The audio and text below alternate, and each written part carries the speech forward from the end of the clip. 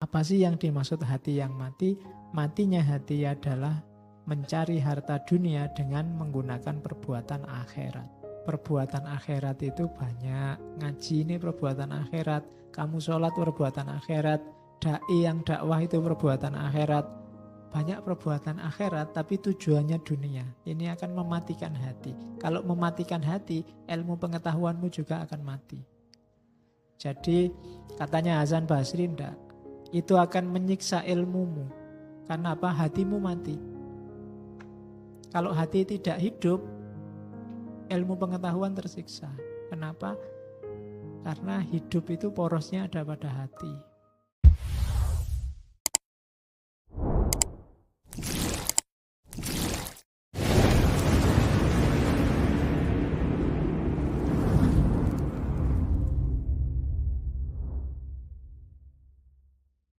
Oke, bismillah. Assalamualaikum warahmatullahi wabarakatuh. Bismillah, kita lanjutkan ngaji kita. Malam hari ini kita ganti sesi. Oke, selanjutnya itu adalah kutipan dari Hasan Basri tentang pencari ilmu. Ada proses berilmu yang keliru, katanya Hasan Basri. Siksaan ilmu pengetahuan adalah hati yang mati. Kemudian Hasan Basri ditanya, apa sih yang dimaksud hati yang mati? Matinya hati adalah mencari harta dunia dengan menggunakan perbuatan akhirat. Jadi perbuatan akhirat itu banyak. Ngaji ini perbuatan akhirat. Kamu sholat perbuatan akhirat. Dai yang dakwah itu perbuatan akhirat. Banyak perbuatan akhirat tapi tujuannya dunia. Ini akan mematikan hati. Kalau mematikan hati, ilmu pengetahuanmu juga akan mati. Itu maunya Hasan Basri. Kalau sebaliknya malah bagus. Perbuatan dunia untuk tujuan akhirat. Tapi kalau perbuatan perbuatan dunia untuk tujuan akhirat. Tapi kalau perbuatan akhirat untuk tujuan dunia, itu jelek. Bisa mematikan hatimu. Ngaji tujuannya hanya biar ngumpul-ngumpul, biar dapat teh gratis daripada nganggur malam-malam. Itu dunia. Ceramah tujuannya popularitas, kayak tadi itu tujuan dunia. Kalau yang datang sedikit marah-marah, besok gak mau datang lagi. Itu dunia, popularitas. Jadi katanya Hasan Basri, enggak, itu akan menyiksa ilmumu. Karena apa? Hatimu mati. Kalau hati tidak hidup, ilmu pengetahuan tersiksa. Kenapa? Karena hidup itu porosnya ada pada hati. Minggu depan kita belajar Bidayatul Hidayahnya Ghazali. Bagaimana mengelola hati dalam taklim. Jadi katanya Hasan Basri itu. Jadi kalau ingin ilmumu hidup, hatimu harus hidup. Karena aplikasi ilmu butuh hati. Kalau hatimu mati ya tidak bisa. Kalau kamu bawa ke dunia, ilmu itu yang ikut dunia. Kalau kamu bawa ke akhirat, ilmu bermanfaat di akhirat. Maka ikuti prosedur ilmu yang benar. Oke, nah ini ada tempat sarannya Mbah Hasim, ya, situasional. Ini yang saya sebut kontekstual. Sesuai konteks zaman itu, mungkin konteks anak-anak pondok, pesantren, bagus. Kalau kamu yang suka begadang, ya mungkin beda lagi kasusnya. Jadi katanya Mbah Hasim, ada waktu dan tempat ideal. Waktu sahur untuk menghafalkan. Padahal waktu sahur biasanya kamu baru tidur. Ya, sahur itu bagus, pikiranmu sedang jernih, tajam. Kenapa kok kamu susah bangun waktu sahur? Karena waktu tidurmu kebalik. Terus pagi itu untuk diskusi enak. Siang untuk nulis. Malam untuk mengulang, membaca-baca, mengulang-ulang yang sudah didapat. Jadi Mbah Hasim ngasih saran, bagi waktumu para pelajar secara cerdas. Jangan sembarangan. Karena kadang-kadang waktu yang tidak mood untuk nulis, kamu nulis ya tidak maksimal. Waktunya harusnya menghafalkan, kamu malah diskusi ya tidak maksimal. Membahas itu pagi, banyak teman diskusi. Kalau waktu sahur kamu diskusi, ngomong sendiri itu ya. Ya nanti orang-orang bingung. Tempat yang paling baik sendiri atau pokoknya yang menurutmu kamu tidak terganggu. Dan tidak banyak hal yang membuatmu lupa. Lupa itu maksudnya terlena, nggak jadi belajar. Kadang-kadang kamar, kalau sekamar 2-3 orang sama temen, ya mungkin pas temenmu ada kamarnya jadi nggak kondusif. Pokoknya nyari ketenangan, makanya bahasanya Mbak Hasyim dalam kamar, atau pokoknya yang membantumu untuk tidak gampang lupa. Ya ini setiap orang punya gaya sendiri-sendiri. Ada yang suka yang sepi, ada yang suka yang rame. Ada yang membaca, ada yang mendengarkan. Ada yang sambil lihat TV, ada yang sambil sembunyi di mana. Strateginya masing-masing, tapi aturlah. Karena kita butuh waktu ideal, butuh tempat ideal. Karena ilmu ini penting.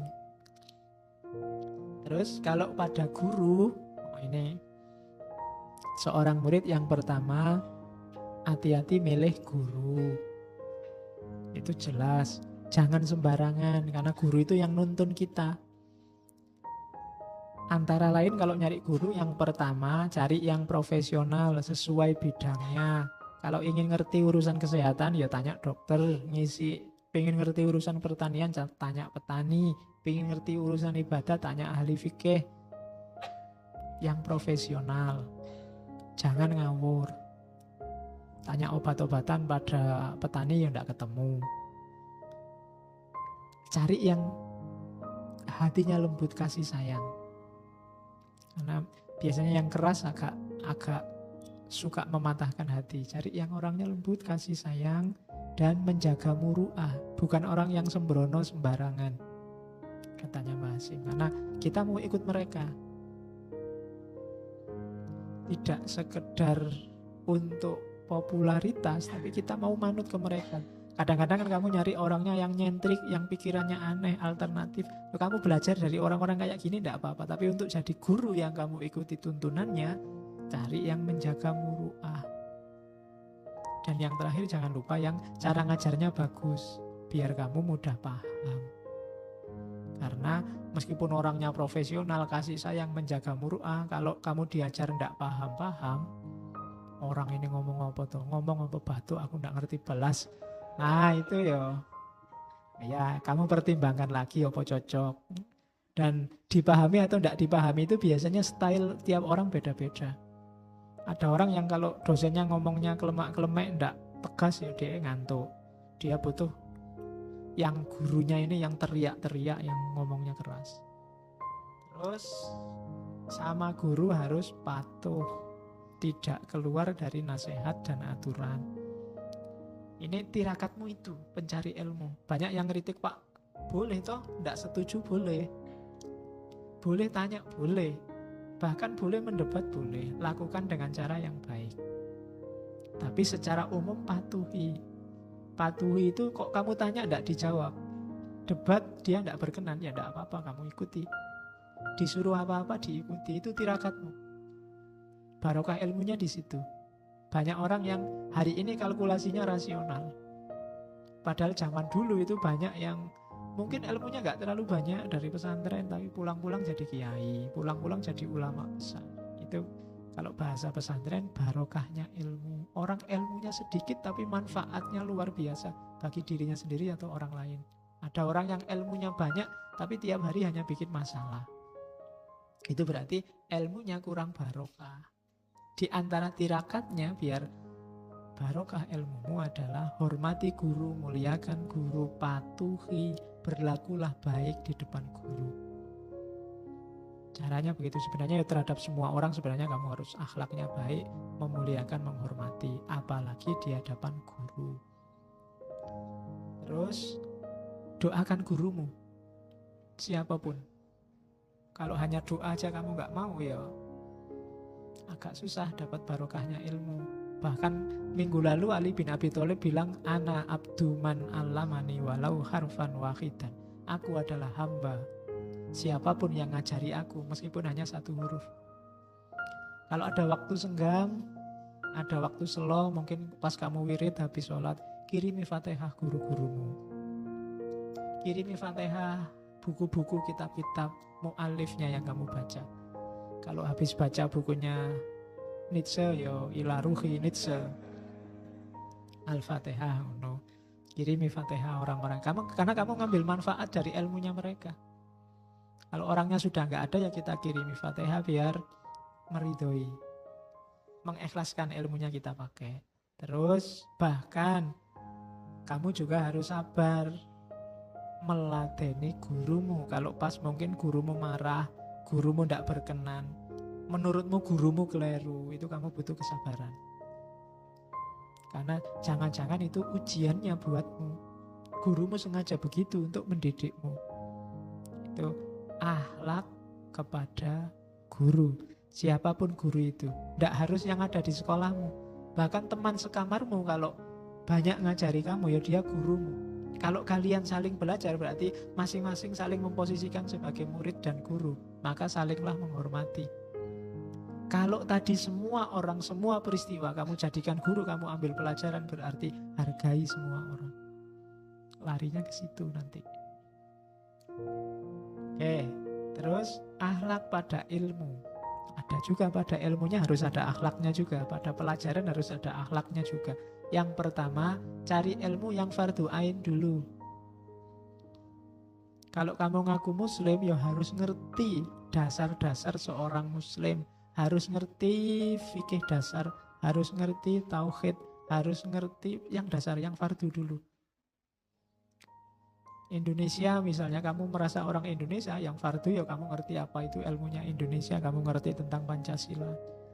Itu ilmu wajib, membangun identitas. Kalau sudah yang fardu ain dikuasai, kuasai ilmu-ilmu yang kondusif untuk agamamu, untuk keimananmu, untuk kebahagiaan akhiratmu, dan segala pendukungnya. Jadi caranya begitu. Bagi yang Pak, saya ilmu agama saya rendah Pak, tapi filsafat saya tinggi, ya kamu ulang prosesnya. Yang wajib kamu pelajari dulu. Atau kamu balik, sekarang kamu belajar yang wajib-wajib, tentang Allah, tentang apa yang harus dipercaya, mengapa harus dipercaya, sholat seperti apa, zakat seperti apa, dan seterusnya. Itu kan yang fardu ain, yang wajib. Dan ilmu-ilmu pendukungnya. Terus yang ketiga, tidak sibuk dengan debat dan khilafiyah. Saya tidak tahu sekarang banyak teman-teman yang sibuknya dengan khilafiyah, ribut dengan mana bid'ah, mana sunnah. Khilafiyah, ribut mana yang asli Islam, itu ndak asli Islam. Ribut mana saling maki-maki, yang sini maki-maki ke sana dasar liberal, yang sini maki-maki dasar Wahabi. Tambahin lagi dasar Syiah, tambahin lagi sekarang dasar PKI. Oke, sekarang kenapa kamu sibuk dengan khilafiyah? Bukan ndak penting, tapi ada yang lebih penting. Kalau kamu sibuk di situ, hasilnya apa? Hatimu bingung. Kalau sudah bingung, kamu tidak tenang. Kamu membaca sekian puluh informasi palsu setiap hari, itu kan hasilnya cuma kebingungan-kebingungan. Ini yang benar yang mana? Ada orang dibakar, ada orang dipancung, ada orang kis. Terus ini palsu. Terus kamu tidak percaya semua. Tapi ternyata ada juga yang asli, hasilnya kebingungan. Yang sini nuduh bid'ah, terus yang dituduh bid'ah bukan bid'ah, ini lo dalilnya. Yang sini, lo itu jangan-jangan do'if. Lo ini juga rame terus, dan kamu bingung doa akhirnya.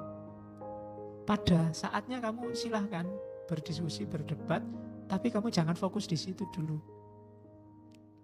Mantapkan dulu, matengkan dulu ilmumu. Baru kalau kamu merasa sudah dalam, sudah mantap, silahkan masuk ke dunia khilafiyah. Terus tasheh, ya diakui atau tidak, mungkin banyak hal kamu belajar sendiri, baca buku sendiri, memahami sendiri. Budayakan tasheh pada ahlinya. Pak, saya baca buku ini isinya kayak gini, bener nggak Pak? Nah, nanti ahlinya mesti bilang, saya belum baca bukunya. Tunggu saya baca dulu, ya enggak apa-apa. Yang penting budayakan tasheh. Pak, saya tolong diuji Pak, saya habis memahami ini.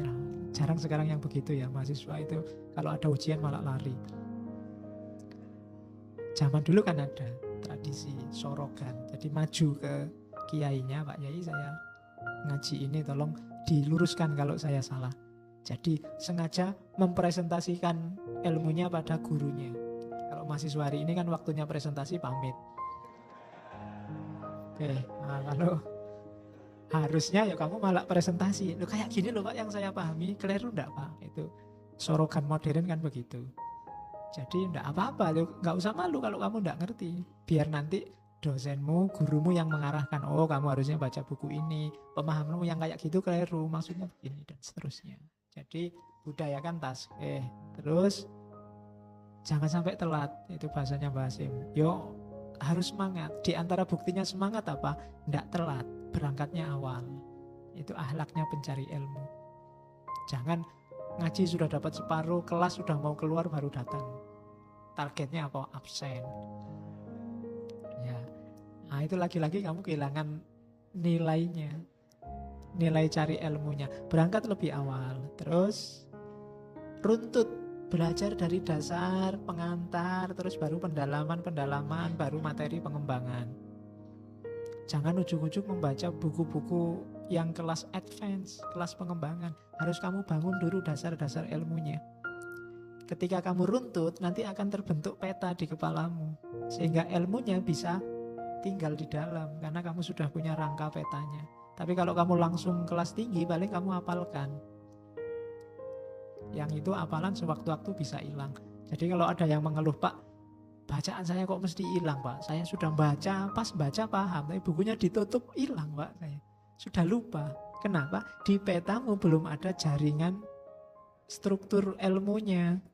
Kayak flash disk itu loh, kalau otakmu belum diformat, data apapun masuk, hilang. Format dulu untuk ilmu itu. Kamu harus ngerti, oh ini bagian cara berpikirnya, oh ini materinya, oh ini perspektif-perspektifnya, oh ini aksiologinya, pengaruhnya ke individu, ke masyarakat. Itu kan peta namanya. Dan ngerti semacam ini dari buku-buku dasar, terus buku-buku pendalaman, terus buku-buku pengembangan. Nah itu levelnya runtut. Tidak ujuk-ujuk langsung membaca neo-marxisme, postmodernisme. Paling buat apal ke. Tidak fungsional ilmumu. Tapi kalau runtut, ilmumu nanti tuntas. Dari bawah sampai akhir. Itu sarannya Mbak Hasim. Tekun dan istiqomah itu pasti. Musuh utama adalah bosan. Jemu. Pak, masa tiap pagi baca terus bosan Pak? Ngaji kayak gini musuh utamanya juga bosan. Lama-lama, alah ngaji ya gitu-gitu aja bertahun-tahun. Lama-lama mesti bosan. Musuh utamamu itu. Kalau kamu bisa menaklukkan rasa bosan, itu kamu sudah menang 70%. Kenapa? Karena istiqomah itu luar biasa. Kalau dalam sufi istiqomah mengalahkan karomah. Ibadah kecil-kecil tapi istiqomah itu lebih dihargai Allah daripada ibadah besar-besar tapi musiman. Pas musim sumpek, wah ibadahnya banyak, wiritan kemana-mana nggak tasbih. Kalau mau ujian, wiritan terus nangis-nangis. Tapi begitu sukses, mulai menyusut ibadahnya. Kalau ditanya alasannya banyak. Allah ngerti batin saya mesti. Tapi kalau waktunya butuh, semangatnya luar biasa. Tidak istiqomah. Semakin kamu istiqomah, semakin kamu mantap dan menguasai dirimu. Coba aja jadi orang istiqomah. Nanti kamu akan menemukan keuntungannya. Ya tidak instan pasti, karena semua yang instan itu pasti tidak sehat. Ya, makanan, minuman instan kan juga tidak sehat. Ilmu juga begitu, yang instan juga tidak sehat. Kiai instan juga tidak sehat. Lama instan juga tidak sehat. Jadi segalanya ada prosesnya. Terus memuliakan guru. Kalau tanya harus dengan bahasa yang baik. Meskipun jangan juga terlalu malu-malu. Jangan terlalu malu-malu, juga jangan terlalu tidak sopan. Terus kalau modelnya sorokan, ya mau ngantri. Ngantri itu tidak balapan. Terus di depan ustadznya harus sopan, kemudian ikuti tradisi yang ada, apa maunya ustadznya. Kalau biasanya cara ngajarnya begitu, cara ngujinya begitu, ya diikuti saja. Terus tidak kutu loncat. Kutu loncat itu belajar ini sebentar, terus belum tuntas ganti belajar ini lagi, ganti belajar itu lagi. Syukur-syukur dipelajari semua tuntas kabeh. Tapi kalau tidak bisa, ya pelan-pelan sedikit, satu demi satu. Taklukkan satu demi satu. Jangan bosenan kayak di taklim kemarin. tuntaskan ilmu ini, kalau sudah naik ke ilmu ini, kalau sudah naik ke ilmu ini, terus begitu. Kemudian yang mendukung semua itu perilakumu harus positif. Itu pasti. Ini guru. Saya tadi bilang semuanya guru, semuanya murid. Kalau jadi guru, kamu butuh kualitas akhlak lebih dalam lagi. Tidak sekedar kayak murid tadi. Dan proses ini jadi dibalik. Kalau kalian yang punya cita-cita jadi guru, sebelum jadi guru, asalah ini dulu. Insya Allah nanti Allah meridhai dan kamu dibukakan jalan untuk jadi guru. Berarti kamu siap jadi guru. Jadi yang pertama apa? Muraqabah. Muraqabah itu tadi, hiduplah dengan rasa Allah selalu melihatku. Itu penting. Terus khauf.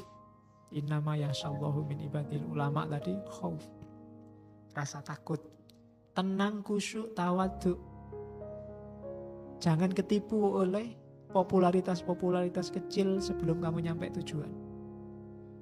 Jangan kagetan, jangan gampang panik, tenang, khusyuk, tawadhu.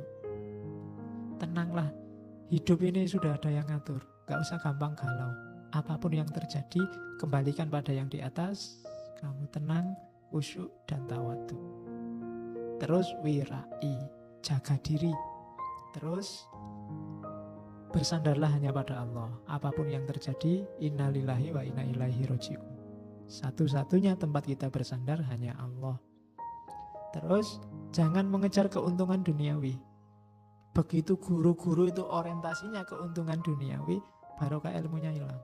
Saya tidak tahu hari ini banyak guru yang dikejar itu. Sertifikasi lah, bonus tambahan, bonus jam lah. Loh itu nggak apa-apa. Kalau memang haknya dapat itu monggo, tapi orientasinya jangan ke situ. Kalau orientasinya ke situ itu blunder spiritual. Guru itu mulia, mengajar itu mulia.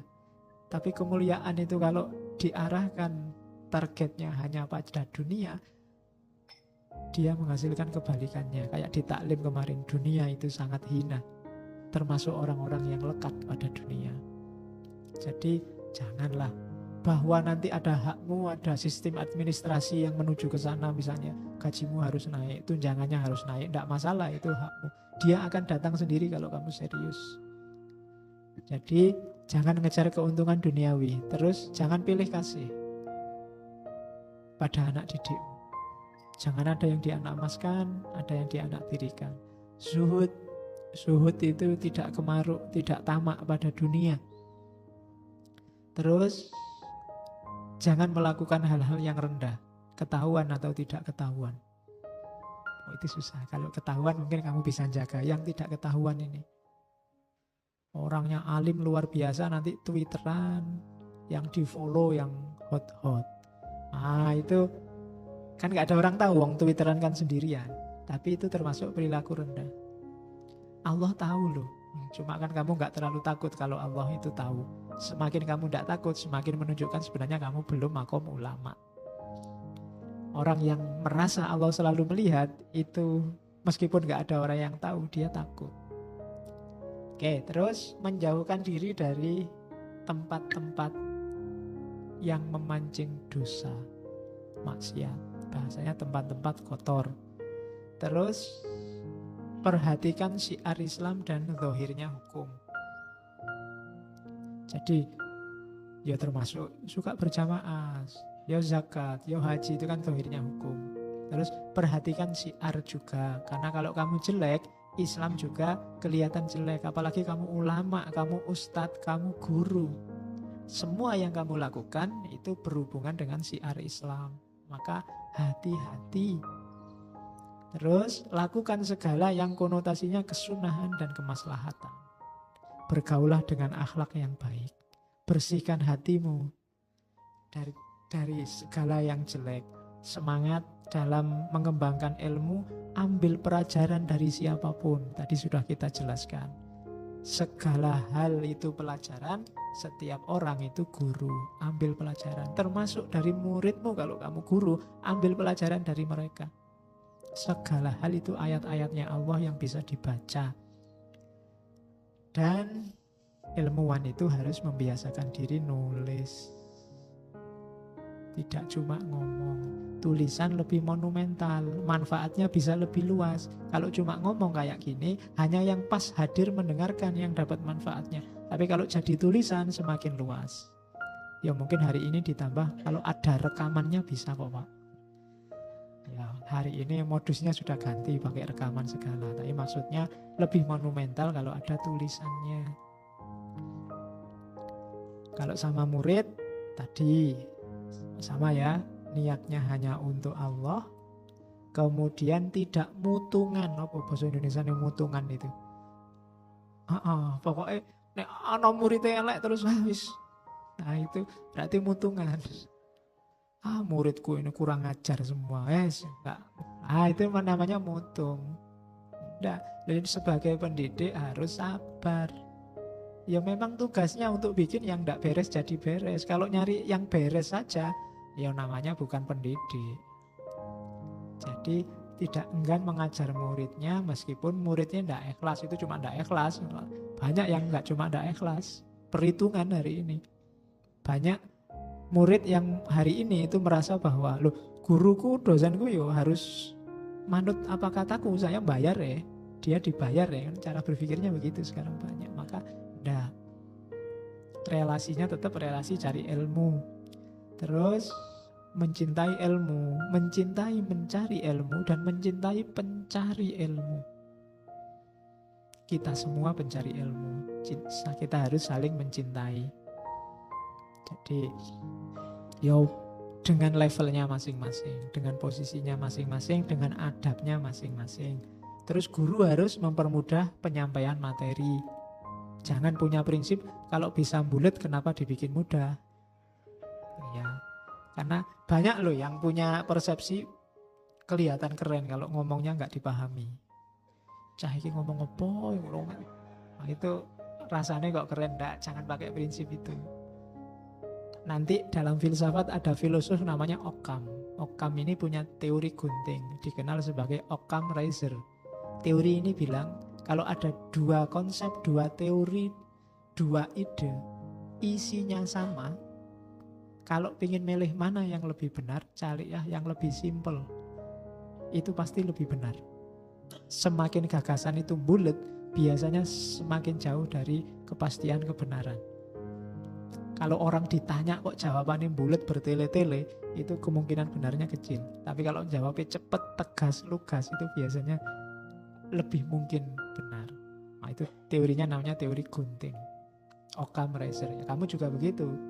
Ya, sama lah kalau Mas kemarin kemana?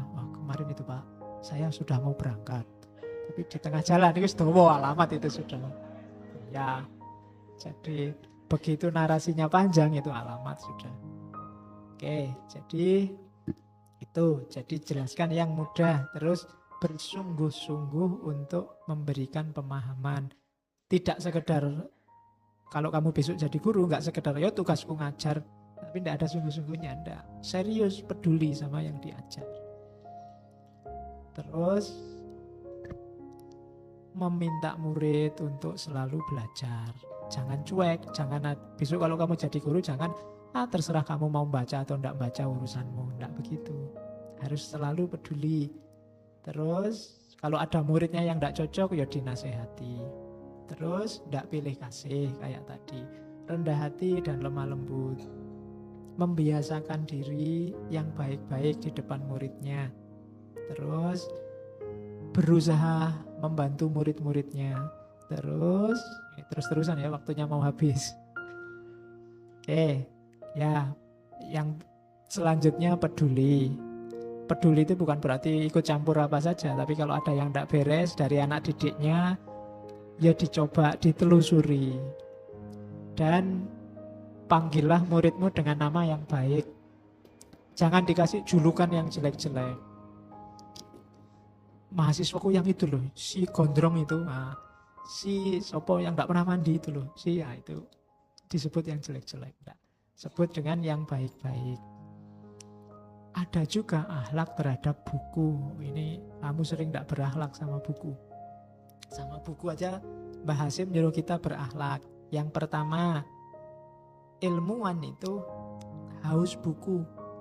Tidak ada yang cuek sama buku. Kalau ada buku bagus itu mesti tidak bisa tidur dia. Apalagi tidak kuat beli. Ya, gimana caranya dapat buku itu? Nah, itu semangat ini menunjukkan ciri kamu ada bakat jadi ulama, jadi ilmuwan. Jadi semangatlah, kejar terus, bila perlu pinjam. Kalau temanmu pelit ya dipinjam dulu, bilangnya belakangan. Ya, nanti kan Gus Dur pernah bilang di antara orang yang bodoh itu adalah orang yang meminjamkan bukunya. Karena biasanya buku itu kalau dipinjamkan tidak kembali. Ciri ini orang bodoh itu meminjamkan buku. Tapi ada yang lebih bodoh lagi, sudah pinjam buku dikembalikan. Itu iya. Sudah dapat buku harusnya dimiliki, lumayan, malah dikembalikan lagi. Tapi tidak begitu kalau Mbah Hasim. Kalau pinjam buku, pinjamkan ke orang yang tidak merusak buku. Kan ada temanmu itu sembrono kan ngerusak buku, atau waktunya mau ujian nih belum bikin kelpaan kecil-kecil itu, sobek aja bukunya. Ada loh yang gitu, bukunya disobeki hanya untuk kepentingan ujian. Itu berarti tidak sayang buku. Ada yang di kamar bukunya dipakai tatakan teh, ya kan? Kalau mau pakai teh kayak gini taruh di atas buku, ini lumayan Pak, datar Pak, dipakai ganjelnya meja. Itu tidak sayang buku. Nanti di atas buku ada macam-macam, wes ada payung, celana dalam, ada itu, alamat itu kamu tidak sayang buku, tidak menghargai buku. Cirinya ulama itu menghargai buku. Terus ya malah katanya Mbah Hasim, kalau kita sedang mutolaah atau menyalin buku, jangan diletakkan di atas tanah dalam keadaan terbuka, di pangku, untuk menunjukkan hormat. Itu adab, ya situasional. Di pangku kalau bukunya towable itu ya berat. Cari meja kalau bisa kecil, lebih menghargai, apalagi Al-Quran. Terus teliti dan jeli dalam membeli buku, biar hasilnya bukan maki-maki. Beli buku terus, waduh ternyata halaman berapa kosong, halaman ini kosong, gitu kan. Hasilnya maki-maki akhirnya. Jadi telitilah, jelilah. Apalagi judulnya apa, isinya apa. Saya sering beli buku kayak gitu. Judulnya HP, begitu dibeli karena plastikan, sampai rumah, alah isinya. Nah itu berarti tidak jeli, harus jeli. Terus syukur-syukur kamu bisa setiap kali belajar, nulis, baca itu dalam keadaan suci dan menghadap kiblat. Ada sakralnya, ada ritualnya. Itu berpengaruh dalam perasaan kita. Positioning diri kita ini jelas. Tapi kalau antara ngobrol sama belajar sama itu tidak ada bedanya, itu biasanya kurang mantap. Lebih mantap itu yang bila perlu kamu ada kostum sendiri kalau belajar, pakai baju yang itu mungkin lebih sakral momen belajar itu. Jadi ngadep kiblat, bersuci, terus baca buku, dibuka 2 lembar terus ngantuk tidur. Ya biasanya kan gitu. Ya, terus ada beberapa quote bagus, tapi insya Allah Mbah Hasim akan beberapa kali kita angkat karena kitabnya banyak. Itu saya ambil, saya potong dari beberapa kitabnya. Saya kira bagus meskipun tidak ada hubungannya sama taklim, tidak ada hubungannya sama adab, tapi penting untuk dasarnya. Jadi innal haqqo yad'ufu bil ikhtilaf. Jadi kebenaran itu bisa melemah karena perselisihan, bil ikhtilaf wal iftiraq, dan perpecahan. Wa innal batila qad yaqwa bil ittihad wal ittifaq. Itu dari Muqaddimah Qonun Asasi. Yang NU harus baca kitab ini kalau NU-nya serius. Jadi kebenaran itu bisa melemah karena perpecahan dan perselisihan. Islam itu kita yakin sekali kebenarannya. Keimanan mutlak tidak bisa ditawar. Tapi dia akan lemah kalau modus beragama kita senantiasa pecah dan berselisih. Bahkan ada kalanya kebatilan jelas-jelas salah. Kenapa bisa menang dan kuat? Karena ada ittihad wal ittifaq. Para pendukung kebatilan ini kompak dan bersatu. Sementara kita para pendukung kebenaran berselisih dan terpecah-pecah. Ini dalil untuk perjuangan zaman dulu. Semoga masih relevan hingga hari ini. Jadi innal haqqo yad'ufu bil ikhtilafi wal iftiraqi. Jadi kebenaran itu dia akan melemah kalau kita berselisih. Kenapa melemah? Karena antar kita saling menjatuhkan, saling maki, saling menafikan. Sementara mereka yang batil kompak, maka kita akan kalah. Itu kelanjutannya. Tapi kalau ini dari Al-Mawaid, sesungguhnya perpecahan, pertikaian, saling menghina dan fanatik mazhab adalah musibah yang nyata dan kerugian yang besar. Ini disebut musibah yang nyata karena tidak ada seorang pun yang akalnya masih jalan akan menganggap perpecahan, pertikaian, saling menghina itu baik. Semua orang akan menganggap jelek. Tapi entah mengapa banyak orang masuk ke sini padahal sudah dianggap jelek. Dan itu adalah kerugian yang besar, seperti yang kita alami hari-hari ini. Ya, ini juga innal ijtima'a wat ta'arufa wal ittihada wat ta'allufa wal amru alladhi la yajhalu ahadun manfaatuhu. Sesungguhnya persatuan, saling memahami, saling bersatu dan saling menyayangi adalah sesuatu yang tidak ada seorang pun yang tidak tahu manfaatnya. Cuma banyak orang yang tidak mau ke situ. Padahal semuanya yakin bahwa bersatu, saling memahami, saling mengenal, dan saling menyayangi itu baik, bermanfaat. Tapi tidak ada yang mau ke sana. Banyak yang tidak mau ada di sana. Itu penyakit-penyakit yang disebut oleh Mbah Hasyim. Dan nanti ada beberapa kitab yang beliau tulis untuk menyangkut itu. Cuma ini saya ngambil beberapa quotes-nya untuk kapan-kapan kita lanjutkan bahas ini. Dari Mbah Hasyim, mungkin pada saatnya Mbah Ahmad Dahlan dan tokoh-tokoh yang lain. Oke, sudah materi Adabul Alim wal Muta'alim. Yang ingin lebih dalam silahkan dibaca sendiri. Karena yang kita tampilkan terbatas waktunya, jadi saya ngambil inti-intinya saja. Nanti beberapa masih harus kalian baca sendiri. Tapi intinya seperti yang di atas, agak mirip sama taklim.